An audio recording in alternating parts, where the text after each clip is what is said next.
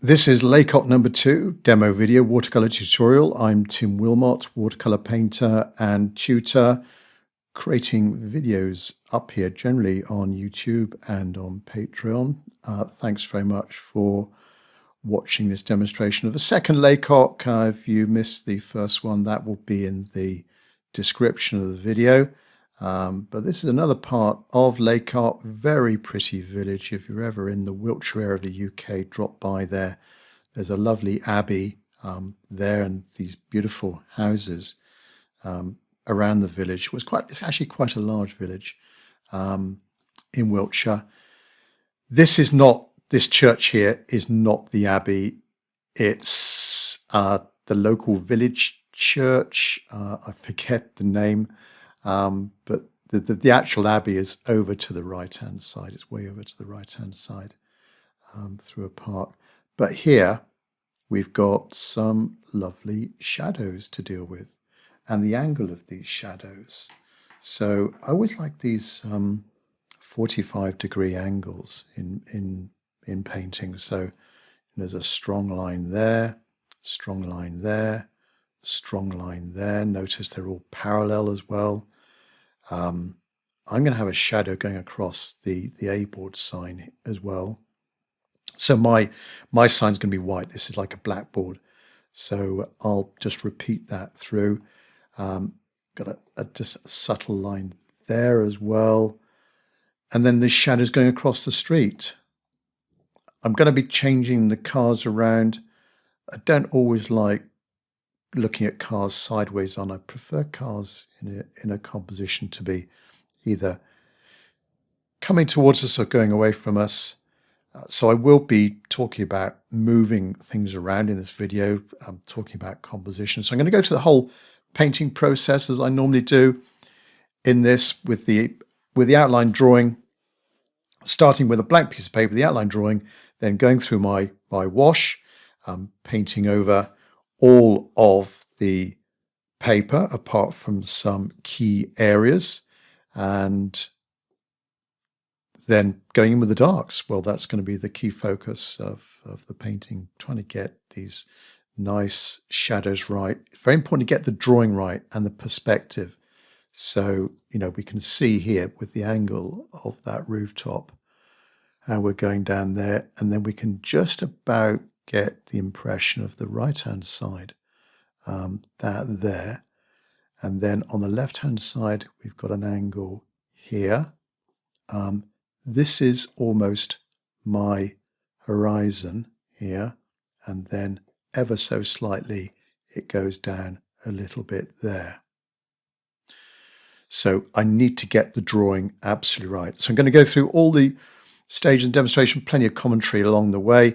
If you want to have a go at projects like this, go up to Patreon, become a member of my little watercolor Patreon club. There's a few places left where we get involved in monthly projects and live streams and sharing images and each other's paintings as well, and some exclusive stuff that you won't find up on YouTube. So take a look at patreon.com/Tim Wilmot, TIMWILMOT.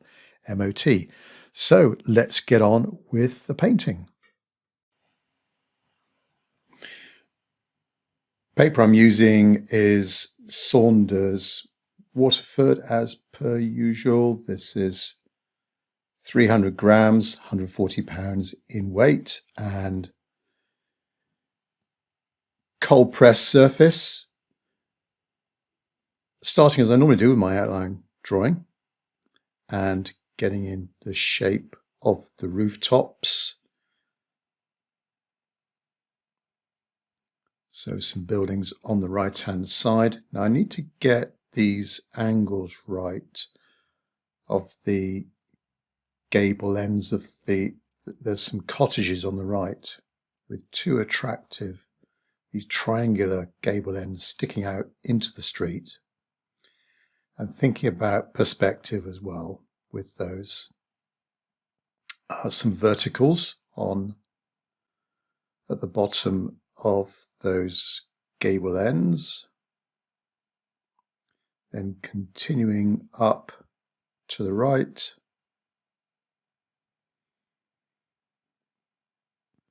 an indication of the roof there,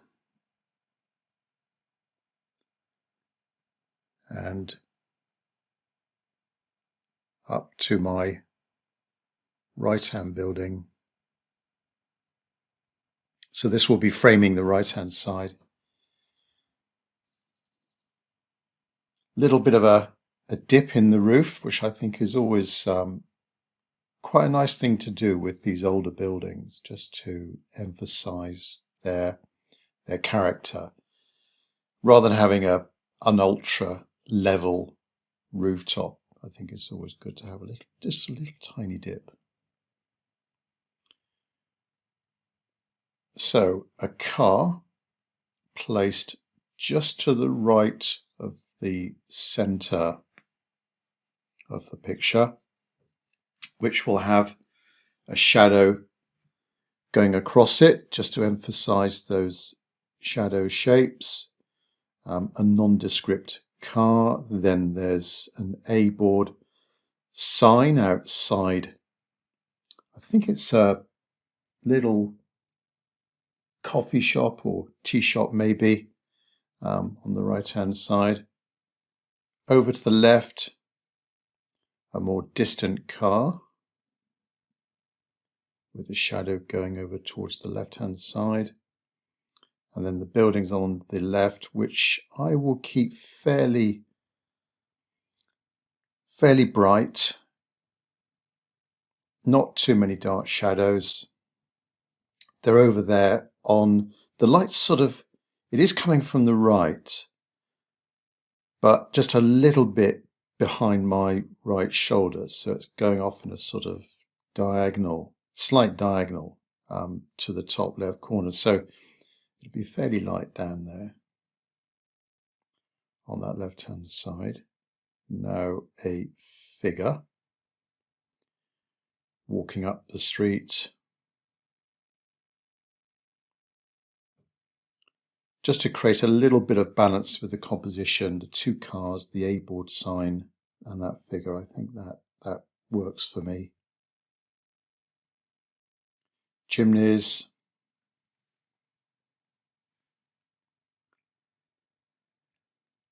And the steeple of the church, which I'm just going to keep very simple, not put too much emphasis on that. I don't want it to come too far forwards.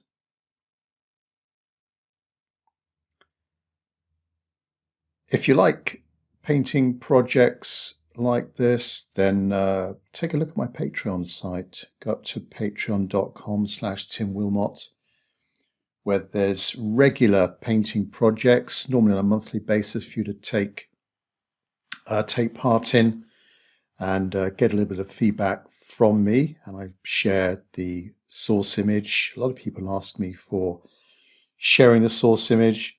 Well, you can run, if you want to take a look at the source image while you're looking at this video, you can open up another tab or window and stop the video in the opening minutes when I show the source photo, and just keep that as a reference to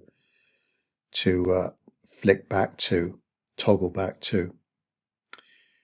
Right, after the drawing, first step of the painting is to lay down a wash for me, and generally it's with the sky. So I've wetted the whole sky area, and now, which makes it easier to lay down a smooth wash, and it's a graded wash. So I'm going to go darker at the top, a little bit lighter coming down to the bottom. Now I need to go a bit darker because the paint will dry lighter. Generally speaking, it is going to dry lighter. So it looks, just mop up some little blobs of paint there. I don't want them coming back into the painting and creating a little bloom on the edge. So just mop that up. Yeah, so it will dry lighter, so I need to compensate and go just a little bit darker for that reason.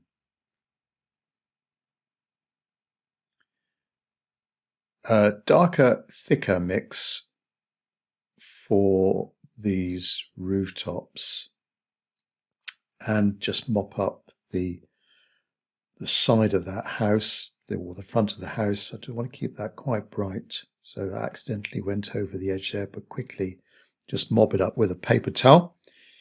Should be fine.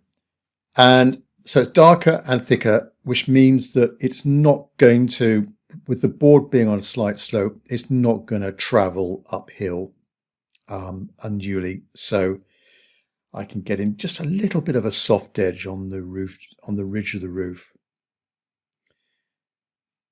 The colours I'm using, as per normal, running from the top: neutral tint, burnt umber, burnt sienna, yellow ochre, viridian green, cobalt green, cerulean blue, cobalt blue, ultramarine blue, alizarin crimson, Windsor red,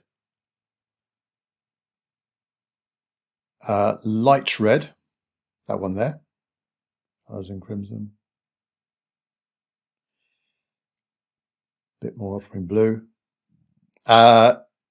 After the light red, there's a cadmium orange, a lemon yellow, and then across the bottom I've got a lavender, which you might be able to see just next to a shiny blue, cerulean blue, which I sometimes use. I want to get a very bright sky. Right, there is the steeple. Soft edge, just so that's thicker paint against the sky. The sky is still damp, but it's thicker paint, so it's not going to travel too much.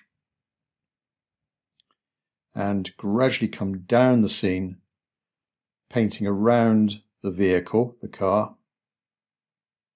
While the surface is still damp, I can still slap in a bit more colour, and a little bit weaker for the walls of the houses. Pretty much the same sort of mixture. Paint around that house, around that figure. Brush I'm using is a mop brush from Raphael, soft aqua, size 6. As I come down to the road, I'm going to go a bit cooler. So cobalt, cerulean. I quite often mix my colours on the paper just to really to keep the flow going, so I'm not mixing paints away from the painting and things have dried up. I like to keep the momentum going with painting. So and the stroke directions I'm using there is just to give a little bit of a hint of the markings on the road, just to add in a few subtle little streaks. You can see there the paint on the right is just beginning to dry that edge, so I need to be working quite quickly to go over that. Now a lot of this area on the right hand side will be covered up with darker shadows, so I don't need to worry if the paint has dried a little bit too quick. As I come down, I get that nasty edge and I want to make it nice and smooth, so I don't need to worry too much. But I do like to, on this first wash, not have any nasty transitions from where the wash dried, and I'm then continuing on painting the wash, and I get that nasty sort of transition from one area to another. Now, just to remove that little bit of light from those side houses there on the left, they're just a little bit too bright, so I've taken the brightness away from the white paper. And now hairdryer time, just to, well, partly just to speed things up so I'm not waiting around, or also if I notice when I did that steeple and the rooftops on the right-hand side, you might see it's just beginning to travel a little bit too much into the sky. So I can get out my hairdryer and slow things down a bit, halt that transition, and also speed up the painting process as well. So I get a really dry surface for the next stage, where I do want some harder edges. So soft edges, where I've done the initial wash and added in the thicker paint. Next step are some harder, darker edges for these shadows, which is a focus of this painting, trying to get in some nice shadow shapes.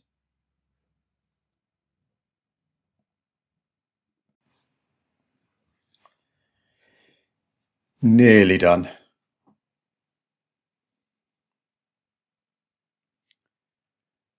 The next step will be working from the background and slightly darker values, starting with those trees in the background, which will create a little bit of an edge around which will create the form of the background buildings at the end of the street. And I'm using a really old mop brush here that's lost half of its hairs, but I think it's quite good for doing foliage. So don't chuck out your old brushes. There's life in them yet. And this is a really old, cheap brush that's lost a lot of its hairs. Nearly every painting, I notice it defoliating, it's losing a few more. Defoliating, is that the right word? Well, it loses more hairs with each painting, and it doesn't matter if they end up on the surface of the paper. When it's dried, I can just lift it off gently with the fingernail. But I'm using the side of the brush to get the impression of this is March. Is it March? No, it's more April time, and yeah, late March, early April, and the trees are just beginning to come into bud. So the canopy is starting to get a little bit denser from the winter period. And I'm just going around the shape of the outside of the canopy to give the impression of these denser, smaller, lateral twigs going out, extending out to the edges of the trees. And then later on I'll go in with the thicker branches in the middle of the canopies, just to then make them a little bit more tree-like. And there's also some crow's nests in there as well, little blobs of darker colour, which if you've got access to the source photo, you can zoom into and see some of those. I might get those in as well, just to give the impression of the time of year when birds are thinking about creating nests. Now there's a bit of foliage there in the middle. I'm keeping with this same brush, which is quite nice because it's lost so many hairs. It sometimes creates some nice random shapes that you can't really get with a perfect brush. So great for some of these shadows down the end of the street. Cobalt blue, ultramarine blue, bit of burnt sienna.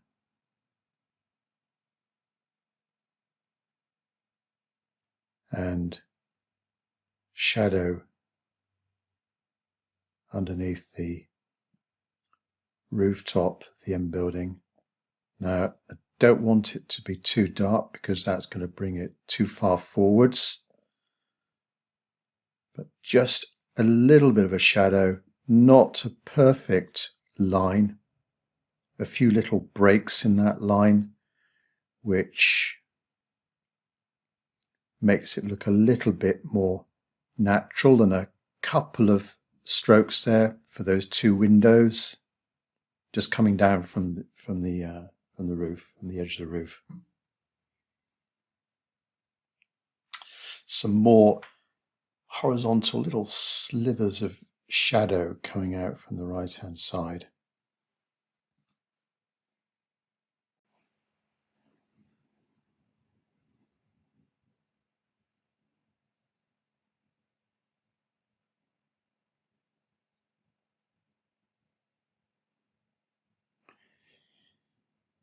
If things are a little bit too dark, then I can, before it's had time to dry, I can lift it out. So I just think those windows were a tiny bit too dark.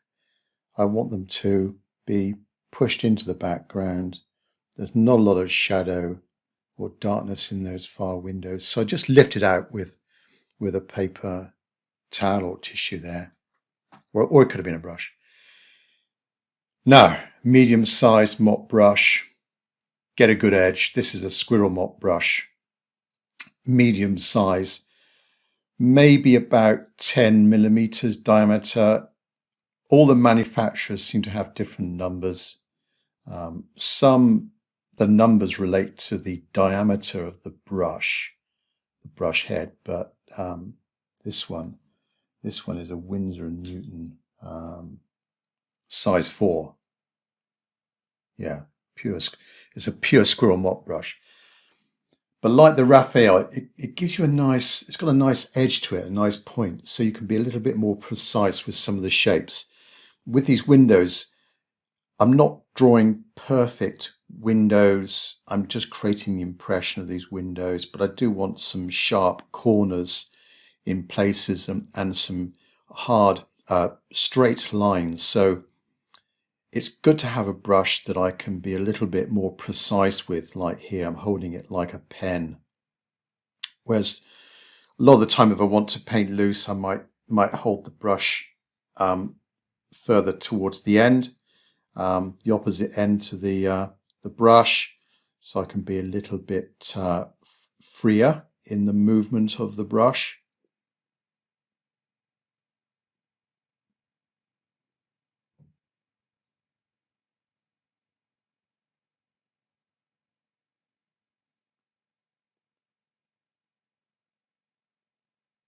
This far car needs to be not too dark. So they're quite simple cars that are coming towards you or going away from you. Just generally, you can get away with it with a dark line for the windscreen and then a dark line for the bottom of the car, the body of the car. And then quickly drop in some shadow, darker, thicker mix for the shadow, and you get a soft edge between the body of the car and the shadow.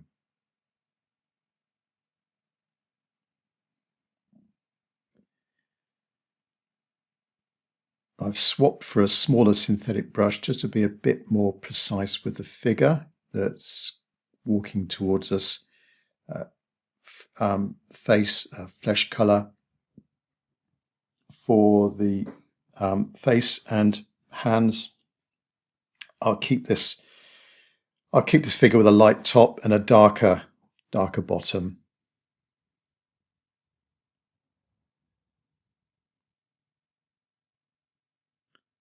And shadow going over to the left, connect with the bottom of the figure.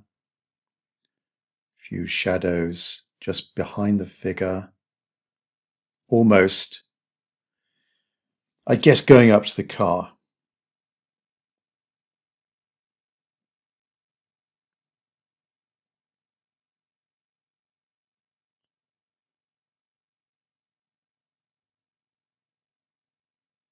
Back to my medium-sized mop brush, that size 4 Winsor & Newton brush, and mixing up now some darker shadow mix. So neutral tint, burnt sienna, ultramarine blue, maybe a bit of alizarin crimson. So it's not a sort of greyish colour. There's a hint of other hues in there, and it's important to keep those shadows just a little bit varied, varying sort of shades of darkness and different colours dropped in.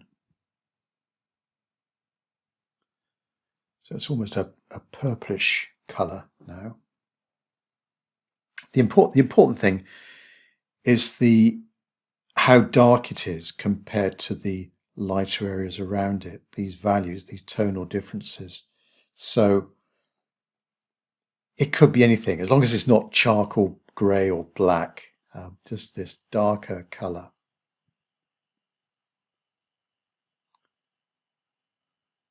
Trying to be fairly careful painting around those, painting in the shadow on the shady part of the gable ends of those buildings, and some strong diagonals, the rooftop there between the two gable ends, a little bit of shadow underneath the roof of the gable end, ultramarine blue and neutral tint there.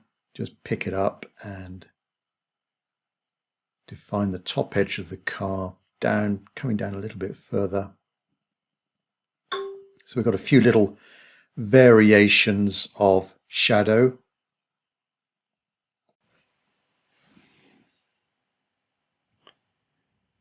Neutral tint, alizarin crimson, ultramarine blue. Just take off a little bit of the paint from my brush because it was just too much on there, so I can get a sharper edge, be a bit more precise with the shapes now.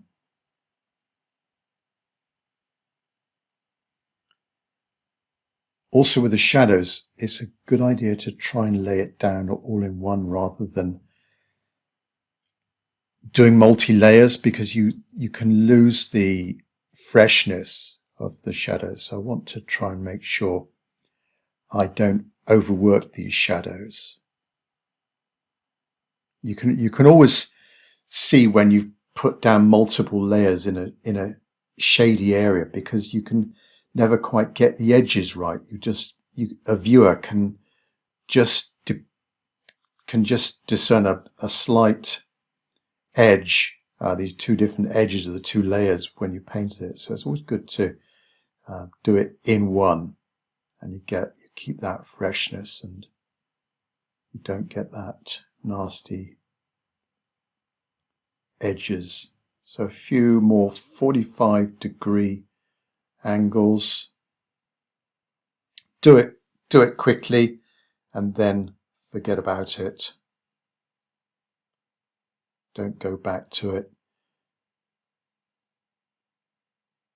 The buildings on the right hand side, quite a lot of shadow in these.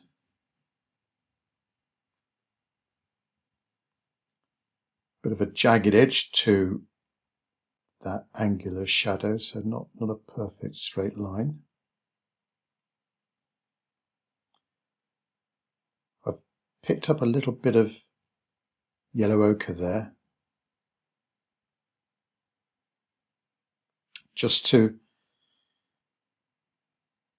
so it's a little bit lighter, and we can just have a tiny bit of the stone colour coming through. That's the idea. Another 45-degree shadow. And we need to come down to the A-board sign, which would be another hard edge and a bit of contrast between the dark behind and the light of the board. I'm not going to bother with any writing on the board. I'll just keep it as a simple shape.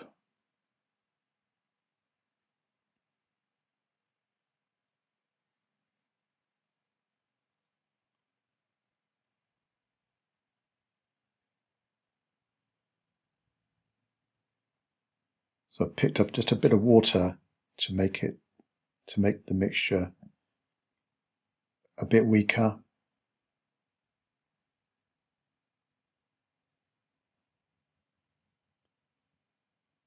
And the shadows going across the car, I'll make a lighter blue colour. Now I need to keep that line across the windscreen pretty much parallel or the same angle to the other shadows. I just think that creates a nice sort of repetition of that angle. A little bit of light on the right hand side of the car, so continue the shadow down to the bottom of the car, and then, as I did with the smaller car, add in some darker shadow, and it's all mixing fairly well. Maybe another shadow coming out from behind the car, pick up a bit of water and a little bit of blue, cobalt blue. Continue on with the shadows going across the street. So this is a lighter shadow than the shadow going out from the car.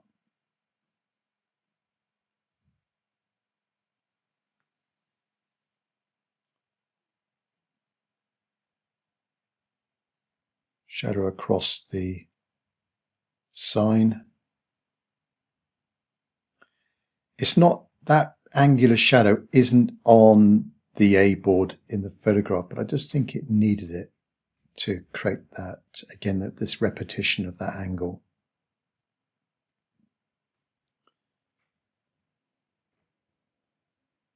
Now it might look a little bit messy at the moment, but we can strengthen up these shadows and the form of the buildings with some darker colour shortly as a next step. I just want to lay down these main shadow shapes and not tamper with them too much.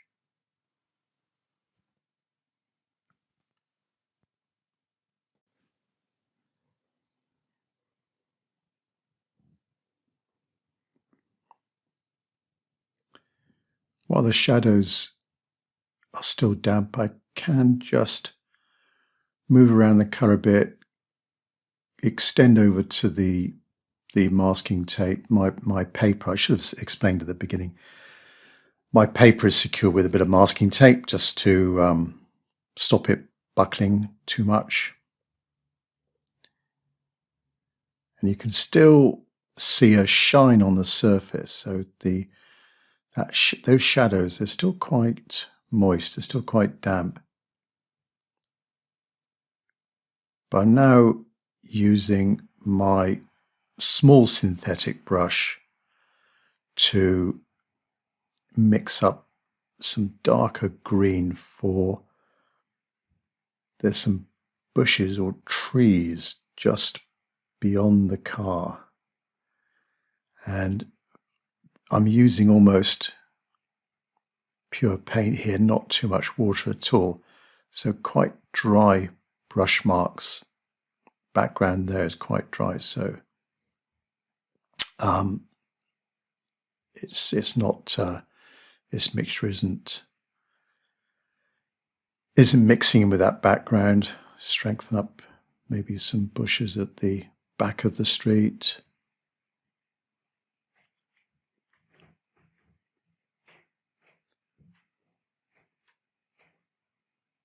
Then the bottom of that building, just a few marks. Drain pipe coming down there.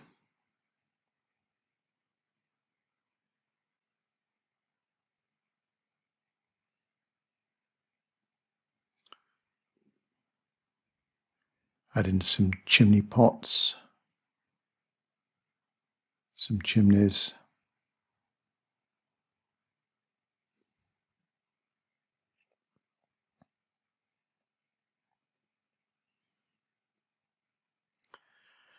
Good thing about chimneys, you can always move them where you want to. If you think they're in the wrong position on a house, you can move it.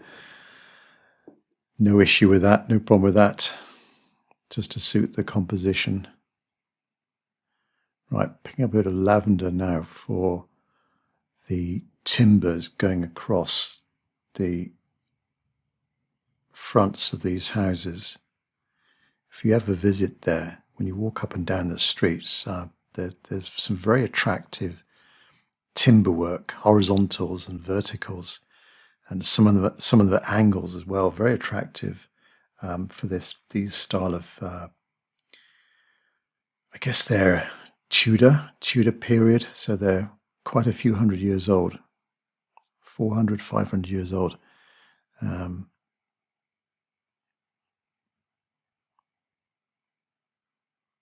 it just needs some dry brush marks to define those. The buildings on the left-hand side, I'm just creating the impression of different details on the fronts of the houses, doorways, windows, and just, I guess, squinting my eye at the photograph to create the impression of those.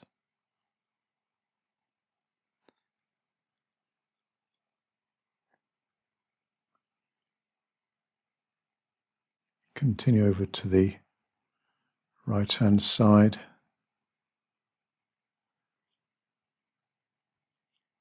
Some lines for the tiles, not too many. I find if I draw in each individual tile, it's a bit like painting every brick on a house. It's just too much detail. But you want to give the impression of that brickwork, the impression of those tiles, just by doing a few lines.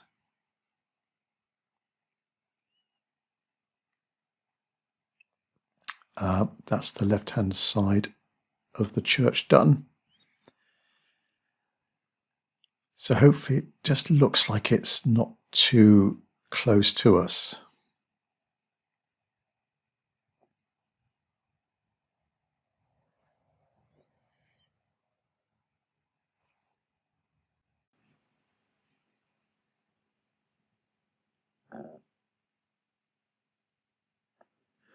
Burnt sienna, burnt umber,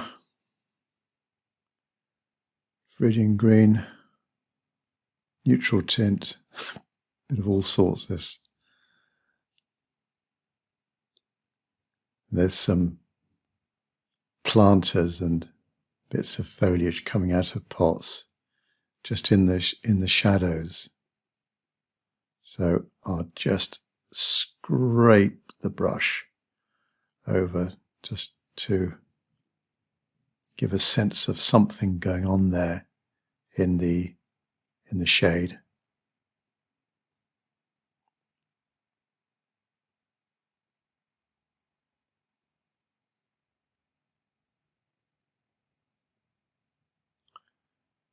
So side of a pot,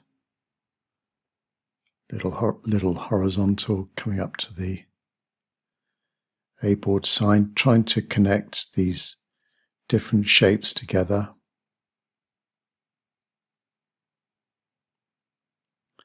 Left-hand side of the A-board and legs.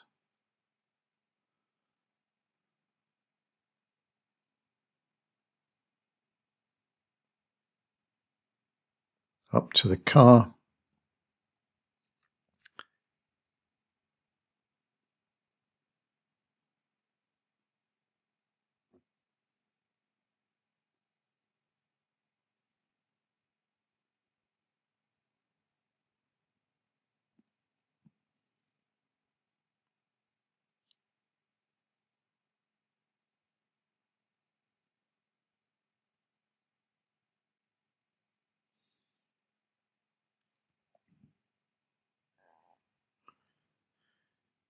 neutral tint, alizarin crimson.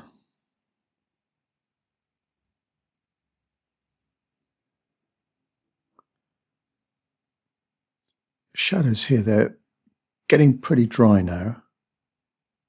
So they've just had a few minutes to dry, and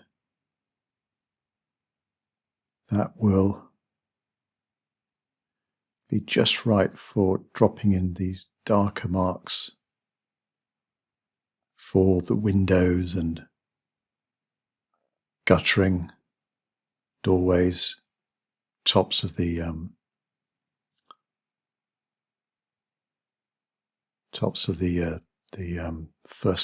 ground floor windows and some signage.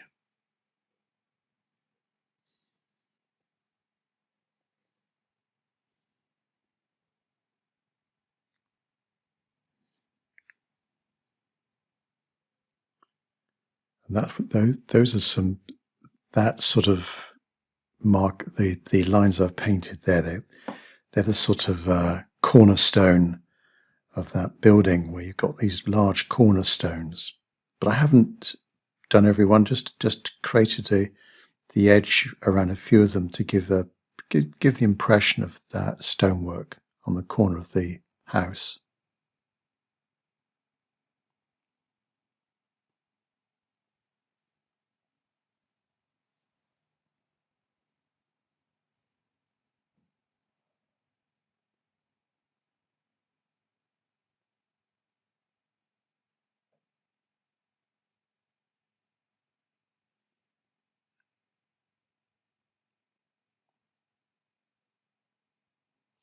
You can see my brush now it's hardly got any water on it at all.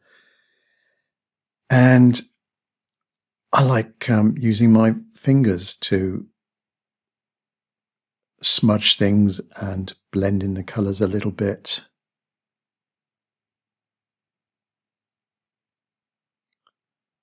That's the top of the sign on that tea shop or coffee shop.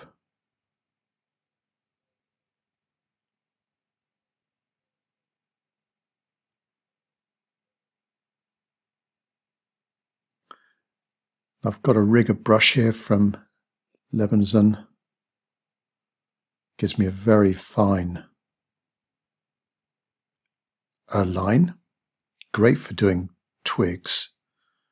Sorry, you can't see exactly what I'm doing there, but just creating a few lines for the tree trunks and some of the thinner branches that are going out to the edge of the trees, the edge of the canopy. Just continue over to the right.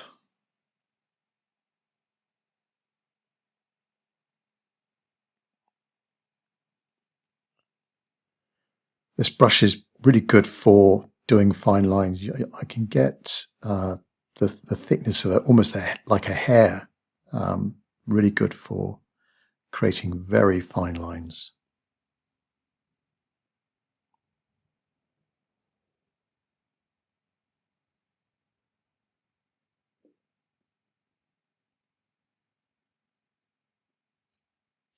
And the colour for this can be anything. Not too dark, but any dark colour that's left in the palette from previous mixtures.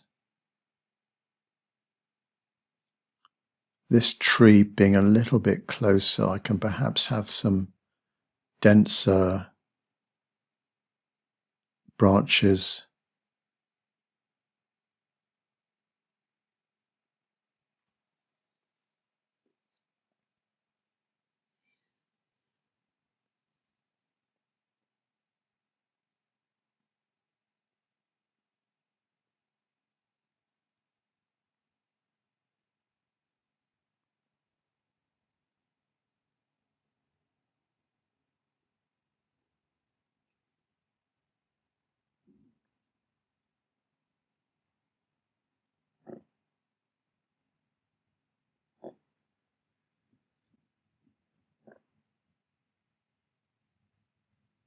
So a few more over here. and put in those little crow's nests. Might be a little bit too dark with those, but just some nests up there.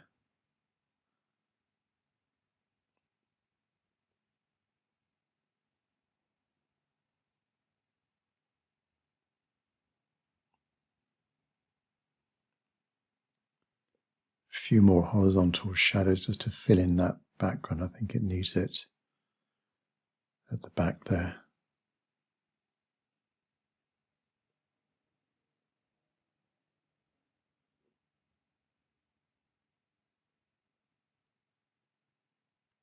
Back with my small synthetic brush, and another thing I quite often do for roads is to, as a later stage, add in a few dry brush marks for the tire marks, and it helps with perspective and leading you into the scene.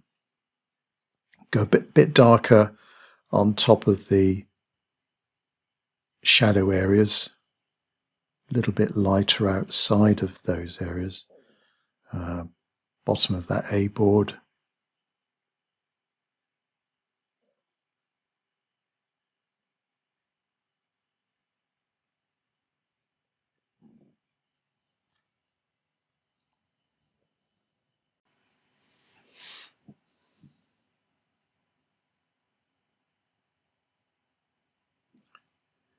Back with the Levinson rigger brush and some fine lines for just a few of the tiles. Doesn't matter if it's not a continuous line, just makes it a little bit more. I mean, these are old tiles, so some might have been lifted a little bit, or others are a bit more snug on the roof. It just helps with that, the impression of the age of these buildings. As I was saying earlier, don't want to overdo it with these lines, just the impression of some tiling.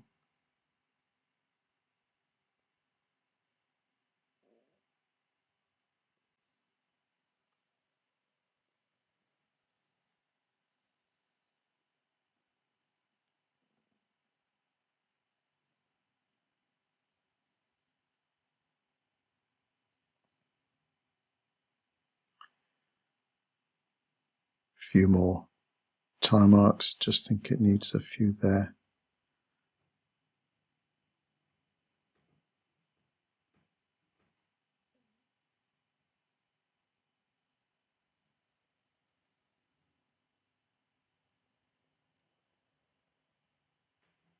Darker line for the bottom of the buildings on that far right side.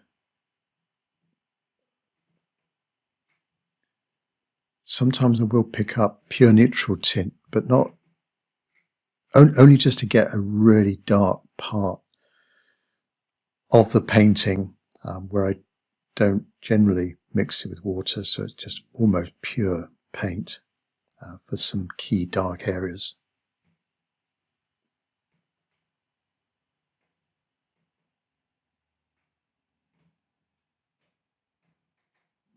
A few windows on that bottom building. Try and keep it fairly light though. Down there.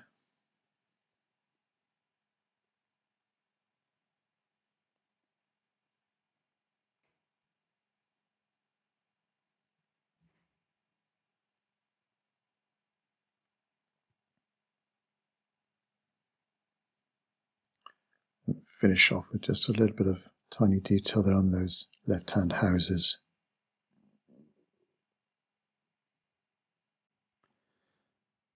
As I normally do, just a little debrief and self-critique of my painting and the finished painting here.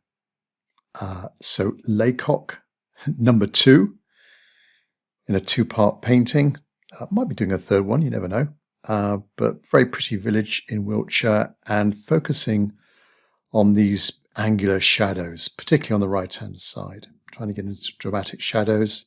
So thinking about their shapes, the repetition of that, the shapes there, for example, that line there, that line there, a line across the car, the line across the sign as well.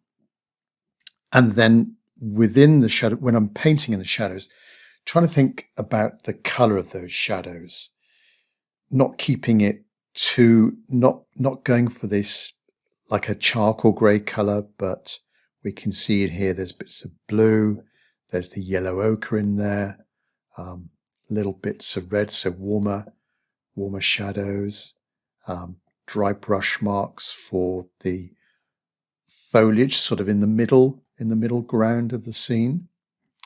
What else can I pick out?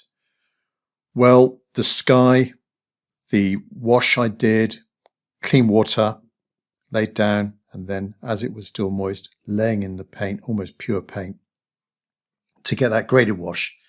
Dark at the top up there, and then coming lighter as I come down towards the horizon, and then an old brush, using the side of an old brush to scrape down from the canopy of the tree from the edge of the canopy into the middle of the tree to create that impression of these late winter trees. And then thinking about composition. So the placement of the A-board, that car, the two cars, the figure between the two. Nothing too dominant in that middle area there, but something big, on that side. So we've got something on this third, we've got something happening on this third. Just it creates a bit of balance. I could have had actually something over in this area. It's a little bit empty, so maybe that car could have been a little bit more to the left, possibly. I could have had another few figures over here to possibly balance the scene out, possibly two figures. Wouldn't have gone amiss over there. But the focus was, the key thing was getting those shadows right, these nice, these attractive lines and variation in tone as well. So we've got some lighter shadows going across the road. And then in the recess, if I can zoom in the recess of the, right at the bottom of the building, in the darkest areas, deeper shadows. So I hope you like it. Thanks for watching. Catch up with you on the next video.